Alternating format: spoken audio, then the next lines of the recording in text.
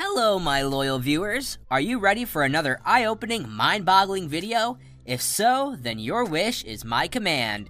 Today, we will touch on the mental and emotional aspects of success, especially in romantic relationships. And we will use Dr. Ramani's clinical and personal experiences to help us navigate the waters of romance and take her wisdom on healing.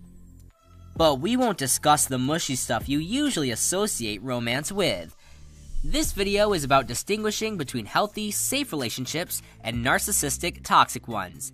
So if you are struggling with a narcissistic partner, recently broke up with one, or deciding if you are one, watch the video till the end. But before I spill the secrets, hit the like and subscribe buttons to send some healthy love. Now let's get on to the good stuff. Don't rush to move on.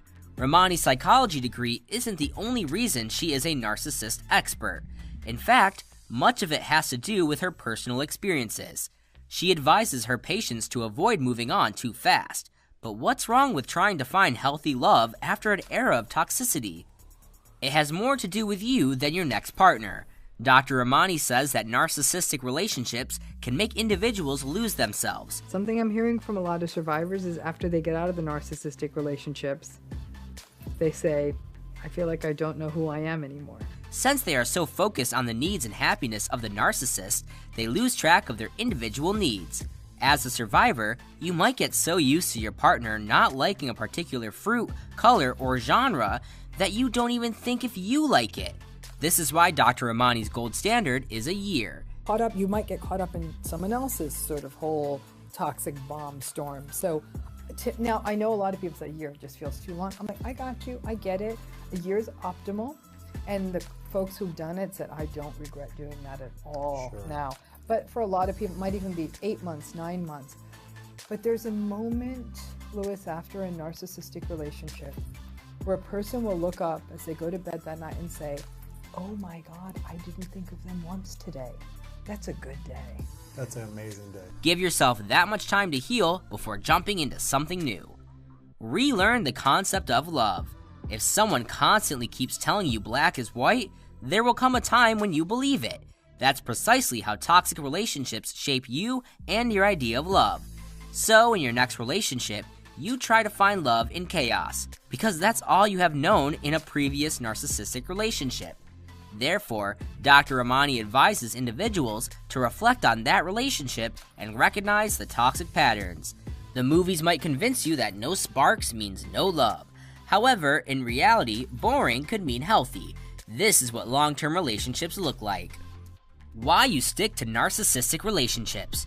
You may think, well, if someone is so emotionally abusive, I wouldn't stay with them in the first place. However, that's not how the pattern works, according to Dr. Ramani. First off, a narcissistic person doesn't carry a tag on their forehead, so you wouldn't even know what you've gotten yourself into initially. Over time, you will get used to their antics and get stuck in the cycle. Moreover, these relationships usually function on trauma bonding. You want the toxic screaming at each other, then making up cycle. People who are in relationships with narcissists ultimately always feel like they're not enough. Because if I was enough, he'd be present. If I was enough, he'd love me. If I was enough, he wouldn't cheat on me, and so on and so forth. This has nothing to do with you. It's that they can't regulate their self-esteem. They're the ones who are insecure, and that's the bottom line. Narcissism is a trait that relates solely to insecurity. You go through many bad days because you need a few good ones. If your partner is happy, you will be happy. But if their boss yells at them one day, it doesn't matter if you come home with the lottery. You'll have a bad day too. Even during the so-called good days, from a relatively early point, your reality and sense of self are tested all the time. You are chronically confused. You feel helpless to change the relationship. Nothing you do seems to make things better. Your feedback is met with rage. You have to cut off more and more parts of yourself to make it work. And you have to walk on eggshells to survive. And all of this is happening on a regular day in the relationship. But you will tolerate it because of the trauma bond. Next, we look at Dr. Ramani's unique trick to see the early red flags in a relationship. Discernment is that part between not constantly looking for red flags, but also not getting almost sort of drunk on the wonderfulness of it all. It's finding that middle ground where you're saying basically slow your roll a little bit. Like, take it slow, take it in, enjoy the goodness. Don't feel like you have to be a detective, but also give yourself time to be discerning. But if we take our time with anything, we are going to learn a lot more about it. And there is a rush. I think people feel a rush to feel. Don't miss this. Traveling together. This might sound bogus, but traveling teaches people much about each other. Things don't always go your way when you are on the road. During road trips, you don't have a comfortable bed, the sheets might not be as fresh, and you probably won't get enough sleep. All these factors can make a person irritable or angry. This anger usually makes people lose their guard and show their true colors. If you see the red flags, pack up and run the other way. Dr. Ramani cautions people regarding this. If your narcissistic partner realizes you are about to leave, they might gaslight you into staying with them. Therefore, start distancing yourself and don't explain yourself too much. The less you talk about it, the less is their chance of manipulating the circumstance. Next, Dr. Ramani reveals one secret way to recognize a narcissist immediately. What a narcissist talks about. You might not know the next person is a narcissist, but they do. Does a narcissist know? Do narcissists know that they're narcissistic or difficult? And maybe even more important is the question of, do narcissists really know how insecure they are? Because clearly this person's insecure. Do they know? The answer to that is ish. That is why they'll ensure you don't figure it out. So you will never catch a narcissist talking about sensitive issues. A typical conversation with a narcissist will entail talking about the weather, then shifting to the news, maybe telling you what they did during the day, and so on. But never about what they did to hurt you or any other sensitive issue between you. They will actively avoid all such topics and avoid giving away their true selves. Handling your money after a toxic relationship. If you find yourself overspending and finding excessive joy in shopping, it might have to do with your previous trauma. Many survivors start associating their self-worth with their possessions. If you recognize this pattern, it's time to assess yourself for past trauma, identify where this feeling originates from, and work on it. Next, we discuss starting your healing journey from a toxic relationship. So stick around for this crucial step because your future relationships will suffer without it. Reflection and self-awareness. Breaking from the shackles of toxicity can take a mental and sometimes physical toll on you. So if you've made it, kudos to you because the storm is over.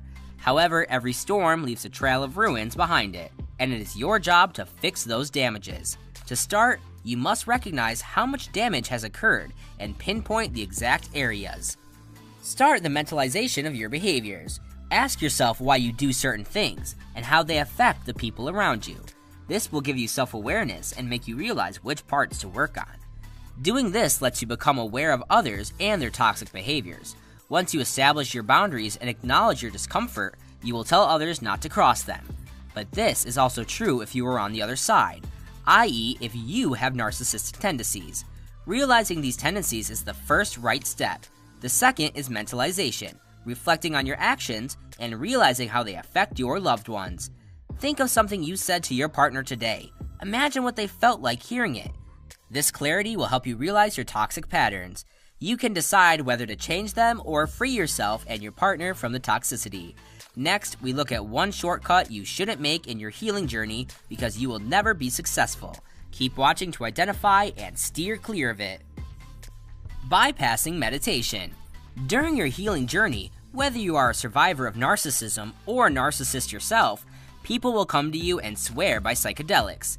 They will tell you how the experiences reshaped them and how they are doing well on their meditation journey. That's a typical phenomenon called bypassing. Dr. Ramani realized this while working with narcissistic clients. I started working with more narcissistic clients. And would you know, nothing we tried really made things better. In fact, they just remain difficult people, and I don't think I'm that bad a therapist. So these people swore by these medications, but were obviously still clear narcissists. Just because someone says they are empathetic doesn't mean they are.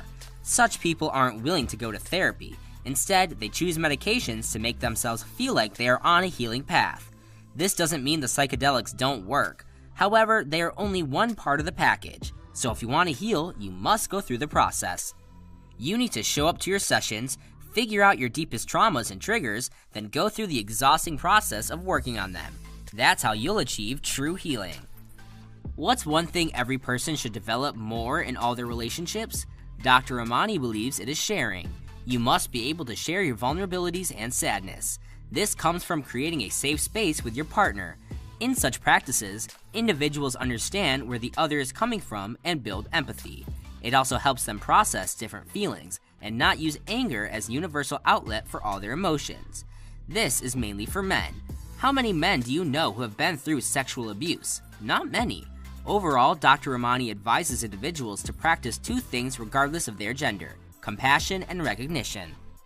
Go out there and recognize the extraordinary in everyone you meet, but remember to be compassionate about their experiences.